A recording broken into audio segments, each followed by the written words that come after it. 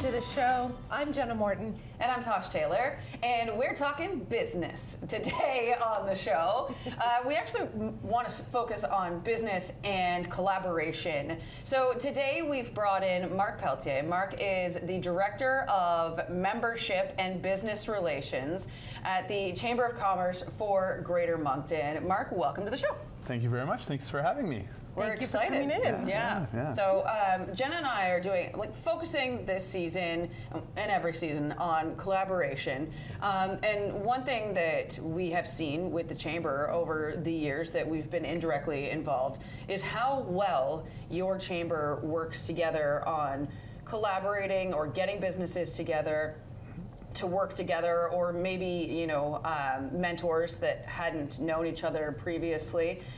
Can you start, though, with a little explanation about the Chamber of Commerce for Greater Moncton? Yeah, absolutely. I mean, the Chamber as a whole, if we look at our strategic approach, is based on three main pillars, which you touched on. Information, so we inform, we connect, and we advocate. And those are kind of our three main reason for being, right? Is to act as a collective voice for businesses. When you join as a member, you become part of that collective voice for a lot of the advocacy efforts that we do on all sorts of level, whether it's municipal government, provincial, or federal. And that voice gives us a little bit more presence and power to deliver some of those either policy resolutions or different things that we can bring forward. And we also collaborate within the Chamber network with other urban and rural chambers like Fredericton, St. John, and more locally here, Memramcook, Shediac, Kapakadzi, Albert County. So those are all kind of ways that we help the business community grow and prosper. Can you talk a little bit about the membership in terms of, I think a lot of people hear Chamber of Commerce, they have maybe an antiquated view of old boys club, or you need to be, a large corporation to get any advantage from being part of this group. But that's not really who's in your membership. No, and fairly enough to that point, it's funny because if we look at the demographic of our membership, almost 50% of our members, we currently represent just over 970 members, which are businesses in the Greater Moncton community. And almost half of them, to the tune of 48% of our membership, would be considered small businesses. And by small businesses, I will keep it at 10 employees or less, which is the bulk of our membership. And as a chamber, we cater to everyone, big, small, medium, it does not matter. We are there to offer support for any size businesses, whether you're a solo entrepreneur, which there are a lot of those in Moncton, whether you are a small team or a big team, it doesn't matter. There's really a presence and value for everyone of any size. So everyone's welcome to be a part of that. So we're not just talking about brick and mortar businesses. Someone like me who runs a business out of their basement still qualifies. Still qualifies, yeah. Solo entrepreneurs, like I say, we have a lot of those because as a solo entrepreneur, and you might kind of know this from what you do, it can be a lonely journey, right? You don't have a team to rely on, you have yourself, and through some of the events and activities that we host as a chamber, we open the doors for connection and collaboration with other people that are in the same situation, other business owners, solo entrepreneurs, maybe young business owners that are seeking, as you mentioned earlier at the onset, seeking some guidance, some mentorship, but the opportunities to connect is what makes some of our events really great.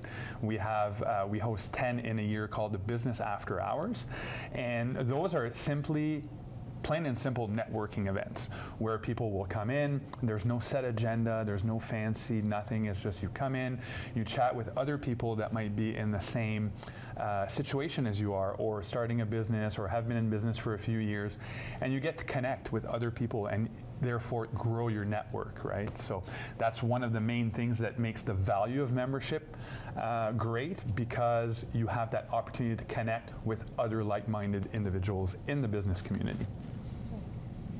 Talk a little bit more about the events that the Chamber itself hosts. We have the business after hours that we just touched on, but mostly also we hold some recognition events throughout the year, one of which we just hosted last week. It was our 40th Business Excellence Award Gala, which is the yearly gala where we recognize businesses across, this year it was 10 categories, such as solo entrepreneur, newcomer business, excellence in business small and medium, excellence in business overall. We have categories for innovation.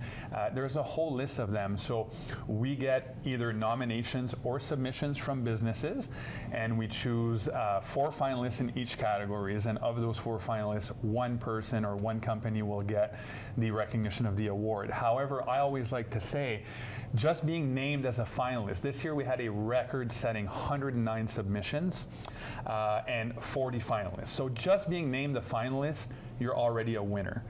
The exposure is great. You get put on all the promotional material, and attendance in the event also offers a networking opportunity with other businesses. So it's a big night of recognition for our local businesses. And some of the other key events that we do host are things, one of the events that we do is called the Voices of Impact, where we get some speakers to come in and deliver some different topics, right? So we had one recently with the Blue Cross CEO Bernard Lord and Health Minister Doran on healthcare. We had representatives from the Foundation of the Friends of the Moncton Hospital, the New Brunswick Medical Association. We had a great panel there to discuss some of the things that are happening, some of the things that we want to see happen, and we hope there's going to be a part 2 for that. So all those mix of different events, including there's an annual golf tournament and different things for different people, right? It offers a great opportunity for anyone to get involved into those events. Now, if you were someone that was thinking about using the Chamber's services, can you attend, say, the business after hours not being a member? Absolutely. Everything is open to the public. Being a member, the business after hours, you have free access through your membership, so there's no extra cost. What we like to call non-members are future members. Yeah. And as a future member, you can attend those networking events to kind of get a taste, like you said, and say, is this for me? Would I benefit from this? It's $40 for the ticket for that event. But furthermore, to all the other events we talked about, when you are a member, you benefit from a member special price for those events. But you can still attend. As a non-member, the ticket price might be a little bit more just because you don't have the membership. But I've had the experience of having people come to our business after hours as a future member, and very shortly after say, this is great, I'm going to go in and be more involved in those events. So absolutely, it's open to the community, it's open for everyone, and we welcome all size and all businesses. Talk a little bit about demographically, geography-wise, what it means, because we're talking about Greater Moncton. Yes. Are there kind of hard and fast boundaries to that? Who is eligible? Everyone's eligible. There are no super hard boundaries, although we do, as the Chamber of Commerce for Greater Moncton, we represent the Greater Moncton area. So Moncton, Dieppe, and Riverview at its core. And I mentioned earlier about other chambers in the area like Memramcook and Kapakadzi and Shediac, and we often collaborate with them. That being said, what I always tell people is, depending on where your business operates out from, you might want to look at what resources are in your area first and support that chamber in your local area. But you can always join other chambers. We have members that are from Fredericton, operating in Moncton. They're part of both memberships. Similar with St. John, we have people in Shediac that join both chambers, or Kapakadzi or Albert County or any of the other jurisdiction. Simply because some chambers do more events or offer more opportunities, but it's also important to support the local one, right? So that's always something that you can look at first. And we do have rates that help people that are not in the core area that we service, so in the Greater Moncton area, where we can get them in at a reduced membership cost because they're not immediately in that area. Okay, now as the director of membership and of business relations, with your 2 roles that you play there with the chamber, what's the best part? Because Jen and I have known you for a while, and I have to think that when you make a connection between two businesses, like that must be incredible. It's very rewarding, and one perfect example at the last week's event for the Business Excellence Award, I had a member ask me to introduce him to someone, and I introduced him to someone, and he came at me after, or he came to me after, not at me, and said, you know, just this introduction that you made tonight made my value for this event. I could leave now, and the price I paid for my ticket, it's you know, I have had my value tenfold from just that introduction. Of course, he stayed for the full event. He wasn't wanting to leave, but that was just the kind of feedback that we're getting, that saying, like, you know, just by making that introduction or that connection, I have my value for tonight. And those are great. It's a great feeling when you're able to do that. And there's also other aspects of that that are great with the business support aspect of the role. For example, in the next couple of weeks, we'll be hosting a roundtable of young members and young entrepreneurs, or even young future members, to kind of get a little bit ahead of the next generation of members, what they might want to see from a chamber, right? Because we've had the programs going for years, and it's always evolving with the shifting generations of members. So we want to kind of get ahead of that curve and say, okay, what do you guys want to see moving forward? You're the future of this chamber. You're the future membership. And we kind of want to hear your perspective of what is valuable to you, what do you want to see moving forward, and how can we better support you as a chamber member. So both sides of that, making the connections and listening to our members and future members, is a big part of it. Yeah. I'm wondering if you can talk a little bit more about exactly that, like how you connect with the membership and how you help each, you know, different businesses connect. Talk a little bit more about your role in that. In my perspective, from my position, is I get to meet with a lot of the members, if not all of them, when they come in. They join at first. We do an onboarding session.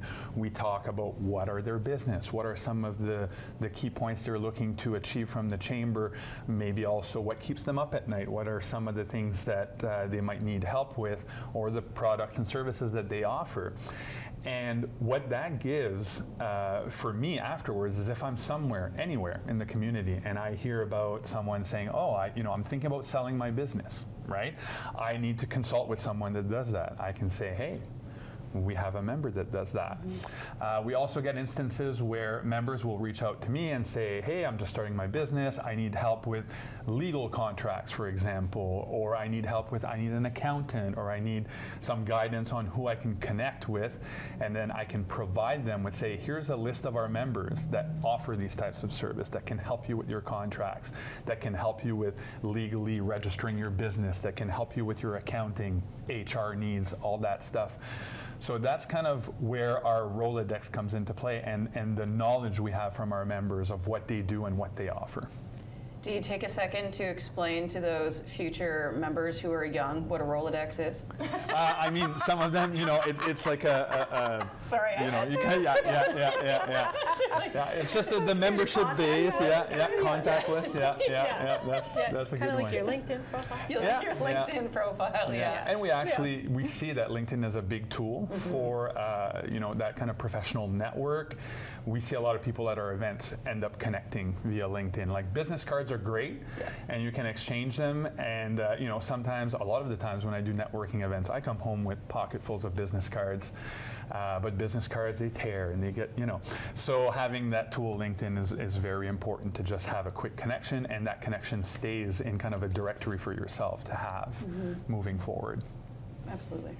I think it'll be really fascinating to hear from the younger members and the future members, and to see where that takes you, because it's I think it's really powerful and important to have those conversations with the younger generations and keep that voice there. It's very much important because, like I said earlier, they are the future, right? And we really, as a chamber, we want to be proactive as opposed to being reactive to the needs of the next generation of members and business owners coming into our community.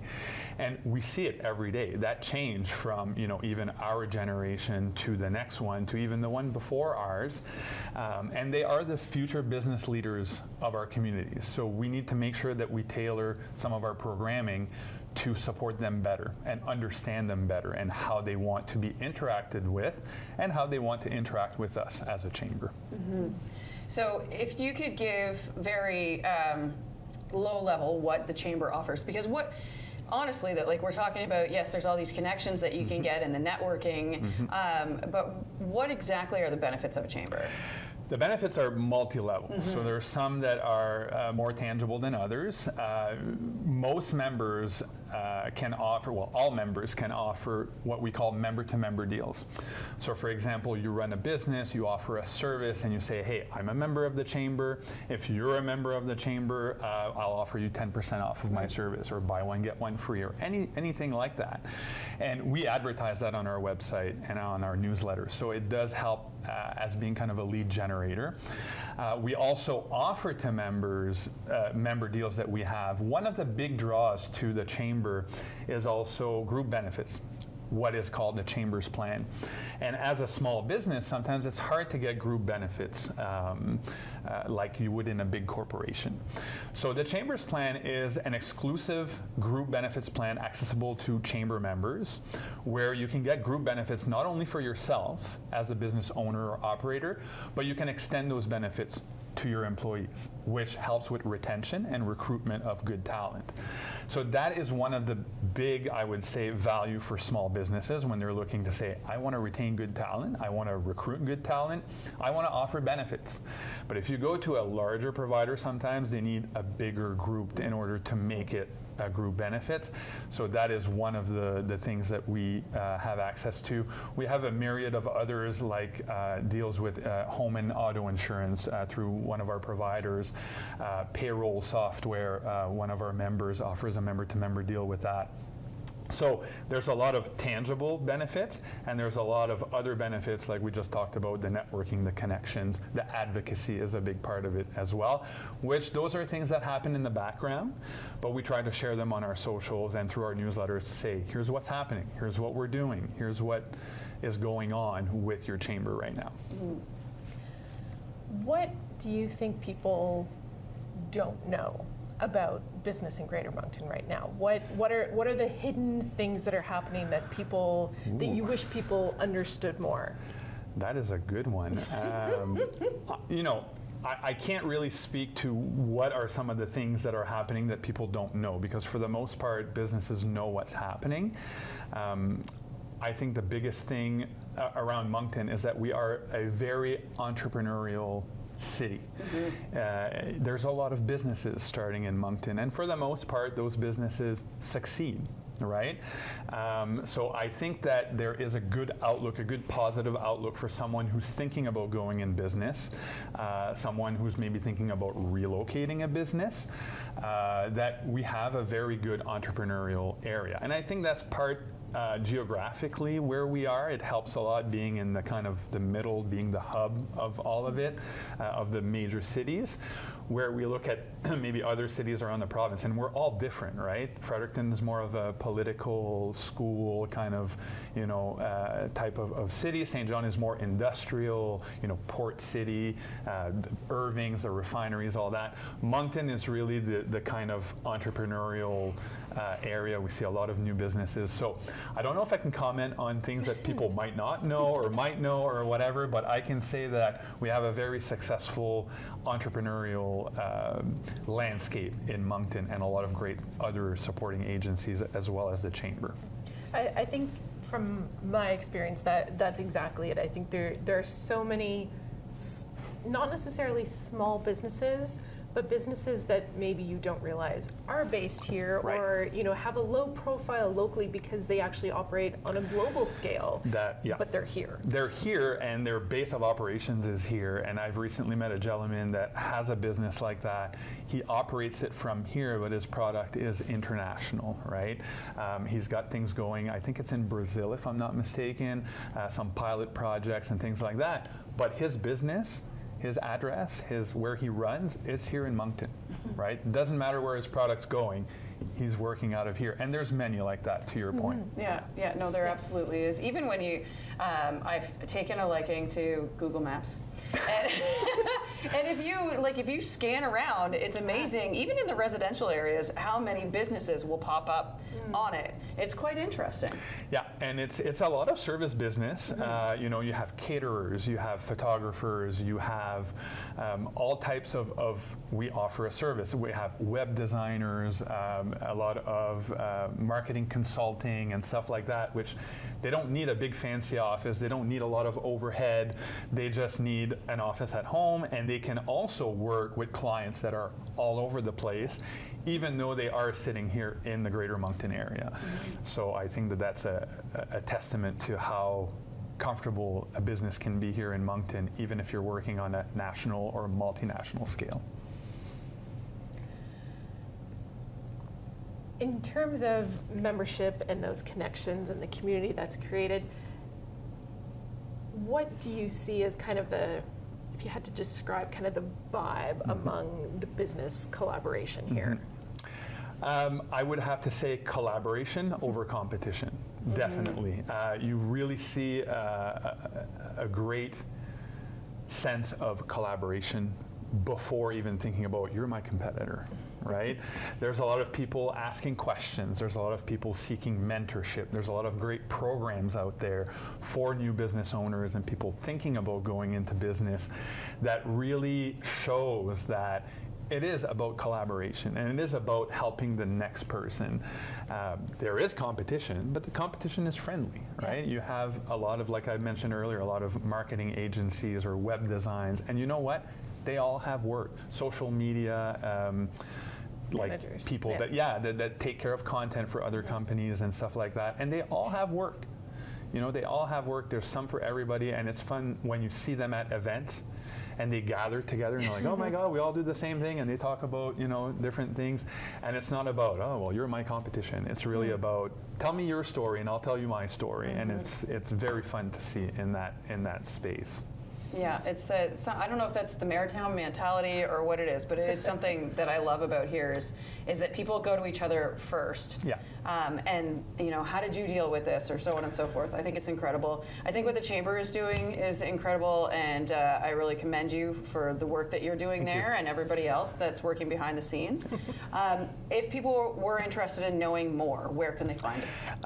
The best place is either our website, ccgm.ca, and I don't know if you guys put it up on the screen or whatever. ccgm.ca is our website. You can also subscribe to our newsletter, member or future member, it doesn't matter. So you can stay up to date with some of the events that are happening, some of the things that are going on. You can also call us anytime at the office, which the number and the emails are on the website. You can reach out to me directly. I will say my email address, but it is on the website. It's mpelletier@ccgm.ca. And typically what I would do is, when people reach out, I would say, hey, great, let's sit down, let's have a coffee, let's chat. Let me tell you about what we offer and what we do and how it could benefit you, and you can make an informed decision. And we do, to that fact, for new businesses, have a special rate for startup businesses that have been operating for a year or less. So it kind of gives you a chance to come in and experience the full membership, but at a reduced investment, right? So it gives you your first year or two at a lower cost so that you can kind of protect your cash flow, but also benefit from what we can offer as a chamber. So that goes without saying, and I can cover all of those with anybody who reaches out.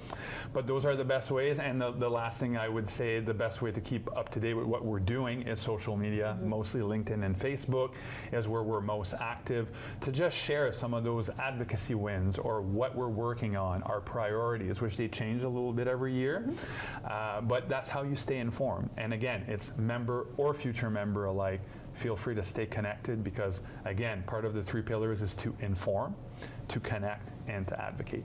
Amazing. Thank you so much for being here. No problem. Thanks for having me, guys. It was a pleasure. Thanks for coming in, and thank you all for watching and listening, and we will be back next week.